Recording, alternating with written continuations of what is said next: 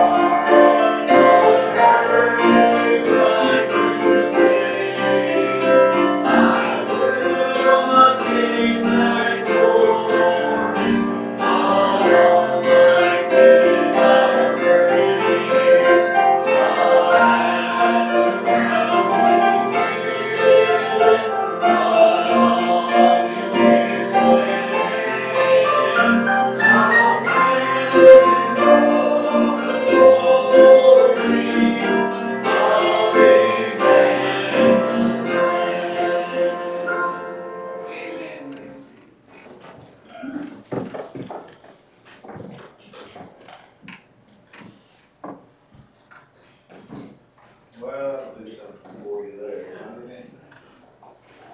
That's really good. Matthew 26. I think we left off right around verse 50, somewhere in there. 50, 51, 52. 52 says here in Matthew 26, you know the story, we talked about it last time here, so we'll pick it up at 51. And behold, one of them which were with Jesus stretched out his hand and drew the sword and struck a servant of the high priest and smote off his ear. Again, you get some more details there in Luke 22 around verses 50 and 51, right in that area. And then verse 52, then said Jesus unto him, and it's talking to Simon Peter here, it says, put up again thy sword into his place, for all they that take the sword shall perish with the sword. So he rebukes Simon Peter for taking up for him. Simon Peter's trying to take up for him. He wants to fight for him. And the Lord is, he tells him in so many words, it's bad timing, number one. Number two, earlier he told him the scripture must be fulfilled. So even though Peter's trying to do something that is a good thing, he's doing it at the wrong time, and you really examine it, he's going against the scriptures. So that's the problem, and he's overzealous, and I struggle with that. I struggle even more when you're a younger preacher, younger pastor. You struggle with those things, You know, you don't want to be wrong. Okay, you don't want to be wrong either way. We're going to talk about it here in a minute because the Lord mentions it. You don't want to lag too far behind, but you don't want to be overzealous and get too far ahead either. But I will say this. This is me, so be careful. Okay, this is my thinking on the matter. I would rather be that overzealous child that really his heart's right. He wants to do right, but he's messing it up. But in the end, I'd rather be that overzealous child that just steps up and takes a stand for his father, and my father's right, and my Savior's right, and this book is right, and you got to be careful about it. Hopefully, the more mature you get, you don't do that as much. But if I'm going to be accused of something, I guess me personally, I'd rather be accused of being too gung-ho than I would just not do anything. You know? And sometimes it's right not to do anything. I'm not giving you license to be overzealous. It's still wrong. But I guess I can appreciate Simon Peter because I understand.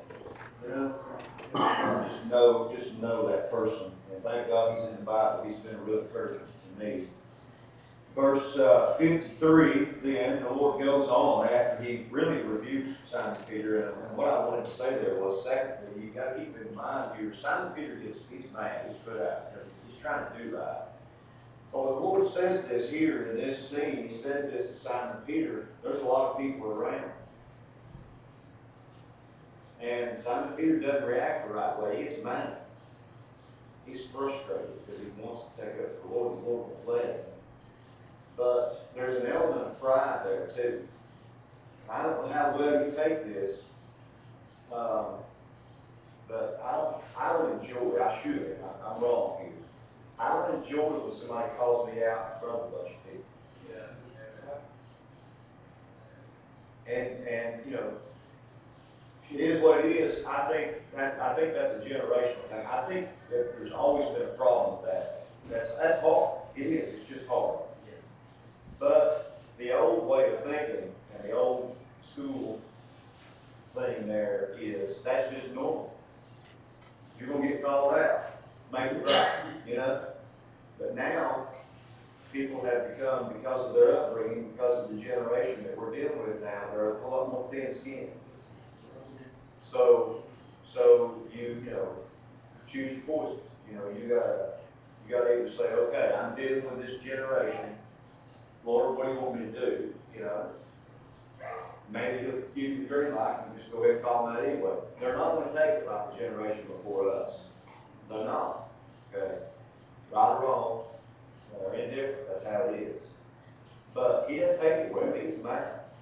There's a lot of people seeing this exchange here, and it frustrates him. Now he gets it right. That's a good thing about Peter. He gets it right. You know, and the Lord gives him a chance to get it right too in the book of John. Peter, you love me? Right? You know I love you. You know I do. And he did. He's telling the truth. But it's hard. It's hard to have somebody correct you in front of a bunch of people. And all of us in here went through that, right? And some of us reacted the wrong way. Probably reacted the right way too. Probably more wrong than right. Verse 53. And then he gives him this. He says, thinkest thou that I cannot now pray to my Father, and he shall presently give me more than 12 legions of angels? Now, a lot of different ideas about a legion. What have you heard? I'll survey the crowd. What have you heard? Or do you have a note? Anywhere from 3 to 6,000. A legion itself is around 3 to 6,000. I generally get that too. Anybody get a different number? Somewhere in that area. So you do the math. It's a lot. What is that, 72,000? Minimum of 36 all the way up to 72,000. Oh, okay, yeah, right in that area. Okay, so I'd say conservatively somewhere around 30 to 40,000. That's a lot. That's a good sized army. You know, I mean, you could look at, first of all, you could look at what Gideon did with 300 men. Right? Well, that was pretty good. But we're not talking about men. I want you to come to 2 Kings 19. We're not talking about men here, we're talking about angels.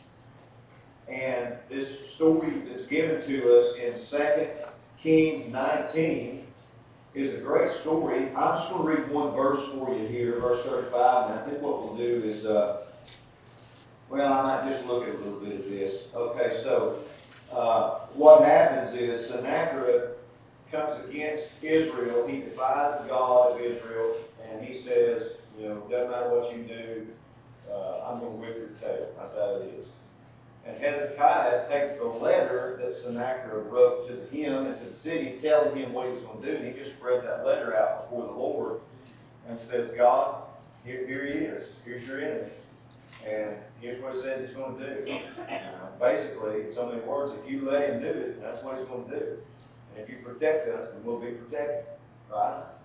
So the Lord finally gets enough of this big mouth Gentile monarch. And what he does is found in verse 35.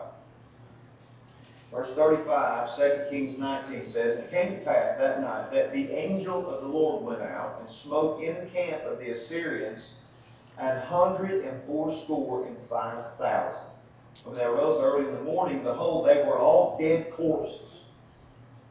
So, if here, and also, we don't have to turn there, but 2 Chronicles 32, you find that supplemental account. They both have a verse there around verse 21, 22 in that area in the 2 Chronicles 32. They're both places. There's a verse there that says that the angel of the Lord, one angel, smote 185,000 men in one night. One. Okay? What if, and you know it's true, he could have done that. So what he's telling Simon Peter is here, listen, I know you're trying, but you can't break the scriptures, and you're a man, right, and you're a little measly sword. What's that compared to 30, 40, 50, 60,000 angels, knowing that, they both knew that, one angel had killed over 180,000 men. So you do the math. What could 40,000 angels do? Completely wiped out the population. Right? So when he says, and again, this is one of those stories that we hear over and over again, so sometimes I think we just don't think too much about it. But basically what he's saying here is, all I have to do is say the word, and there ain't nobody left here except for me and whoever I want to be left here. He just described what's going to happen in the second half. Is that where the Marine Corps It's actually short of Triple E, but that's a good thought. So, at the second advent, we'll be as the angels of God in heaven, Matthew 22. So, here, you do the math. It's been a long time since I've done it. It's a lot. Okay, it's a lot of angels, and they're very capable to see. So when we come back with him at the second advent, we'll destroy whoever he tells us to destroy and leave whoever he tells us to leave, right? And we don't have to worry about injury, okay? So it's a great passage there. You read through things like this and you think, well, if that's true, and it's true, he has that power, he can call on those angels, and everybody would be gone.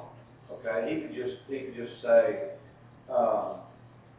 leave Simon, Peter, James, John, these 18 people, these people over here, and then everybody else just exterminate. They're all gone. Right? He could do that. What else could he have done? See, he's telling him that if I really exhibit, put on display my power, here's what could happen. If I say the word, here's what could happen. Well, let me ask you this. What if at this point he had just transfigured himself before them right there? Like he did in Matthew 17, right? But then he didn't give them any protection, any shield. He just showed up as Jehovah God only. Just, here I am, and here's my power manifested. See, you realize that earlier in the passage and in some other places, where he turns around and says, I am, and they fall down. All he did there was just give a little sliver of his power to do that. If the one that made everything just manifested all his power at one time, there wouldn't be nobody left. See? So, you know, we say he willingly gave his life. He was like a lamb taken to the slaughter. You know, all that. But you need to stop every now and then and think about, well, that's true, but what if he had done this? If he had done those things, we wouldn't be here and would never have a chance to live and know him and then leave out of here and spend eternity with him. In his grace, he tolerated vain man in person. He tolerated that, and not just once. So praise the Lord for his grace and long suffering, right? Verse 54 is Simon Peter's problem. But how then shall the scriptures be fulfilled? That thus it must be. It must be. So the scriptures must be fulfilled. But I can't do, Peter, I can't let you do this in verse 52. I could do this in verse 53 myself, but I can't do that because the scriptures must be fulfilled. Right? Verse 55. In that same hour said Jesus to the multitudes, Are you come out as against a thief with swords and staves for to take me? I sat daily with you teaching in the temple, and you laid no hold on me.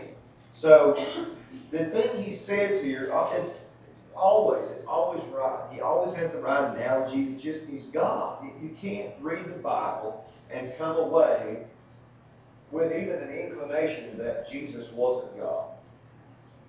He knows exactly what to say. The types, everything he gives is just right on, spot on. He says, Are you come out as against a thief with swords and staves for to take me? So he compares himself to a thief. Well, that's very important. Come to 1 Thessalonians chapter 5. A couple of places here. 1 Thessalonians chapter 5. And verse 1. 1 Thessalonians 5:1. But of the times and the seasons, brethren, you have no need that I write unto you. For yourselves know perfectly that the day of the Lord so cometh as a thief in the night. As a thief in the night. For when they shall say peace and safety, then sudden destruction coming upon them as travaileth a woman with child, and they shall not escape. But you, brethren, are not in darkness. That is just like a thief coming. Now, why would he make that analogy? Come on. The Lord owns up to a law that sometimes is not really true, but then he can make it doctrinally true so he's not saying something wrong. Here's what I mean by that. Somebody charged him in one place that he was a hard and austere man. He didn't even deny that. He just said, well, you knew that, basically. Right? Here, they've come out against him in Matthew 26 as a thief. Now, he's not really a thief. Amen? Come on, amen? But they come out like that. So he just owns up to it. And then in 1 Thessalonians, he allows it to be documented here twice that when the Lord comes, when he comes back, he's going to be like a thief. And he says that 2 times. When he comes, when he finally comes at the rapture, what's going to happen? Come on, what's going to happen? Here we go. Right? Here we go. We leave out here. If the Bible didn't say this, I wouldn't say it. But when the Lord comes back and gets the church, and we meet him in the air, he's going to take the only thing in this world that's worthless. He's a thief. He's a thief. He's a grave robber. You're going to accuse me of it and treat me that way? Then that's what I'm going to do. I'm going to take all the living ones that are mine, because now it's the only good thing in this world, but it's the only good thing because the Holy Spirit's inside us. And then those ones who've gone on before and their bodies are in the grave, you're going to bring them with him, and they're going to reunite and get glorified bodies, and they'll come up and meet us in the air, and so shall we ever be with him. People, listen, even church people, even saved people don't realize what I'm fixing to say is true. And I don't mean to puff us up. I'm just telling you it's a biblical truth. The only reason God has not completely destroyed everything by fire right now is because the church of the living God is still here. Can you imagine standing at the great white throne of judgment, having persecuted the church of God your whole life, and then find out the only reason you and your family and your children and grandchildren didn't burn up any sooner was because of these church people here who saved you? That's the only reason. And you did nothing but rail on them over and over and over and over again. Religion is what's wrong with this world. The only reason we have wars is religion. There's the church is full of hypocrites. I don't like the church. I don't like being around church people. And then get before God and God say, now what was it you were saying about my people? And let me show you, if my people weren't there, let me show you what would have happened to you a long time ago. The church should be cherished by each other. And the world, if they realized it, they should think more about the church and what the church does for them right now. Amen. Come to 2 Peter.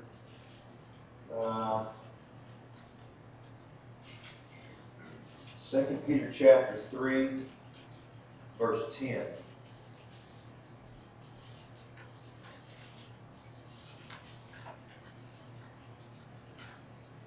He says in 1 Thessalonians 5, and also here in 2 Peter chapter 3, verse 10, that not only does he come as a thief, but he comes as a thief in the night. Now, why would he do that?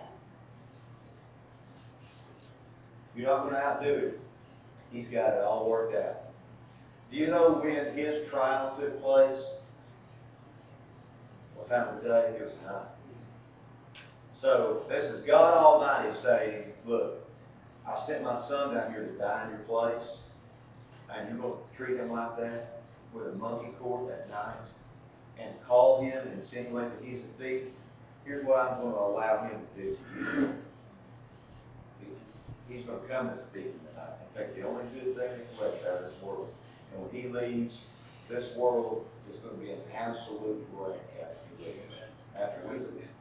2 Peter 3:10 says, but the day of the Lord will come as a thief in the night, in the which the heavens shall pass away with a great noise, and the elements shall melt with fervent heat.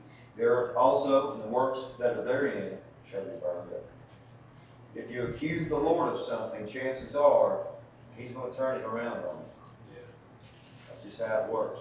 Back in Matthew 26, they had their meeting at night. The Catholic councils and the communists and a lot of the devilment that goes on in major cities goes on behind closed doors and emergency meetings. You know, I've told this story before. Maybe you've heard it a bunch. It's worth repeating. Maybe you've heard it. But when they started trying to sell beer in this area, there were so many closed door meetings. You know, when they decided to allow Billy Weigel, who is a hypocrite. Okay, you see, time I said something about him, he's killing people. Okay, he would not put Weigels in Seymour unless he could sell beer that people consume, and they go out on the highways and kill children and women and everybody else. That's a fact. Amen. Okay. He would not put Weigels in unless he could sell beer. The people in Seymour County and the board members from Seymour saw the revenue that could produce if we had Weigels up here, right? And they knew the people on the beer board that would not show up, and by not showing up, your vote doesn't count either way. So if they get enough people to show up and the right people to show up, then they can get that in. Even though it's less than 250 feet away from the front door of the church, which is against the law. And Billy Haslam is the same way. He's a hypocrite. He's a dirty, rotten, hog-jowl liquorhead. That's what he is. And he's a murderer. He's going to have that blood on his hands by boozing people up, putting them on highways, and then sending them out to kill those people or kill themselves. That's the truth. Yeah. Okay?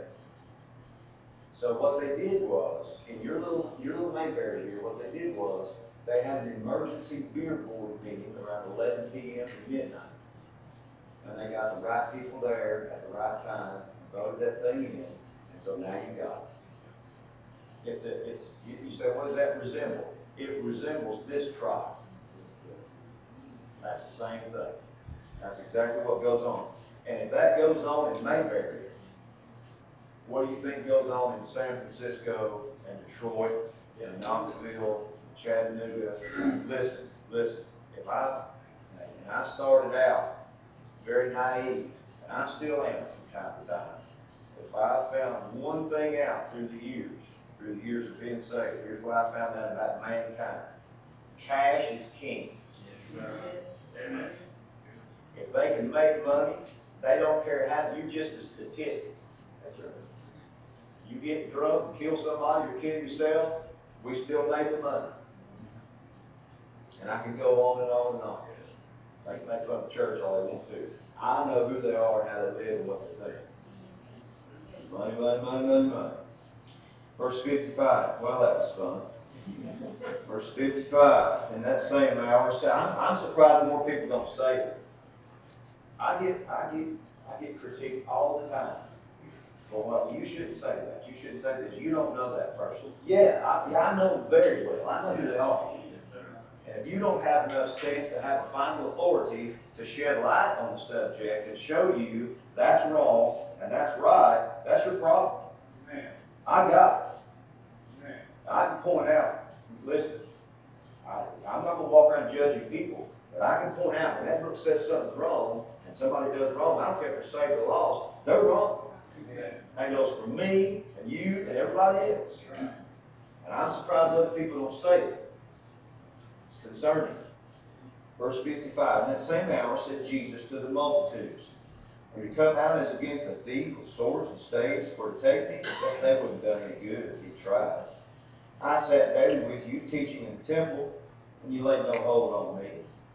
You know what he's saying there? You're coming out against me with weapons. I've never tried to muster an army. I don't have any weapons. He didn't need them. But he never threatened to do that. And here they are, they show up with weapons. What's his, as far as they're concerned, what's his fault? What does the verse say that he says he was doing that they didn't like? It's teaching. You know what he's teaching?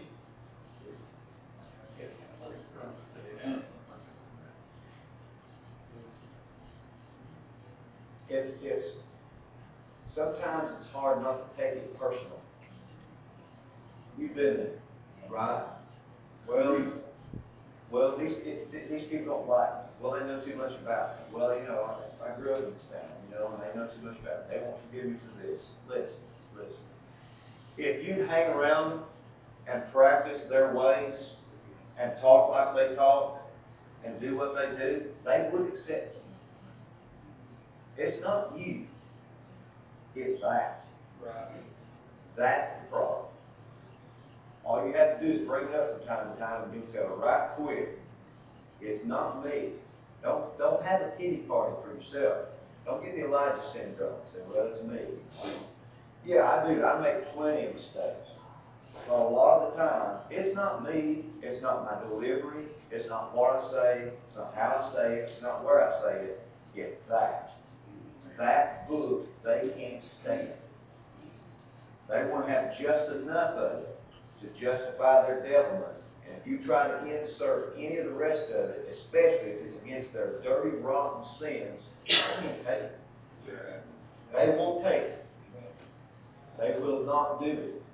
Jeremiah 6, the Lord told them, you need to seek out the old paths and walk therein. And they said, we will not. And that's how it is. That's exactly how it is. Verse 56, but all this was done that the scriptures of the prophets might be fulfilled. Then all the disciples forsook him and fled. That's a sad verse. Amen. It's part of it. The Word of God said that was going to happen, so it's going to happen. They made the choice, and they did that, and they fulfilled the scriptures, but it's sad to read something like that. That's a good place to quit right there. I think we can pick it up in verse 57 next time, and then we'll really get into this trial and some details about that trial there moving forward. Okay, let's stand for prayer. Brother Kevin Norris, will you dismiss us, please? Thank you, Father, for allowing us to be here tonight, Lord. Thank you for all your blessings, Lord, and everything that you do for us. Thank you for giving us a place to come, Lord, and learn about your word.